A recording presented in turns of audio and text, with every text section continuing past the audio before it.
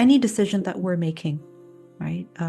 Should I buy this or that? Should I eat this or that? Any decision that we're making, whether it is a small day-to-day decision or a big one, there's always that fear we have that things may not go as planned, or the decision that we're making might be the wrong choice, right? So to put your trust in Allah is to acknowledge that I don't know everything.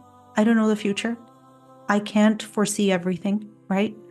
Uh, and I do my best knowing what I know, and I put my trust in Allah that He will take care of the results. And whatever that happens, inshallah, there will be something good in it. Tawakkul doesn't mean that you become lazy and that you don't do anything and you don't put in your effort. Like, for example, if you're cooking and you're like, yeah, you know what? I don't know whether I should put salt or not, whether I should, put these spices or not. I just put my trust in Allah and whatever happens, happens.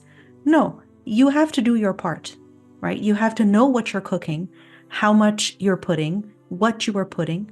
But if your fear and your anxiety is getting out of control, that you just want perfection, and out of this fear that the results are not going to be perfect, you are panicking, you are getting overly worried and concerned, that is not healthy, right?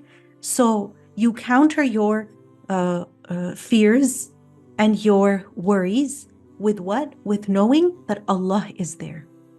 When you reach your limit, you know that you have reached your limit, but Allah subhanahu wa ta'ala is there to take care of your affairs.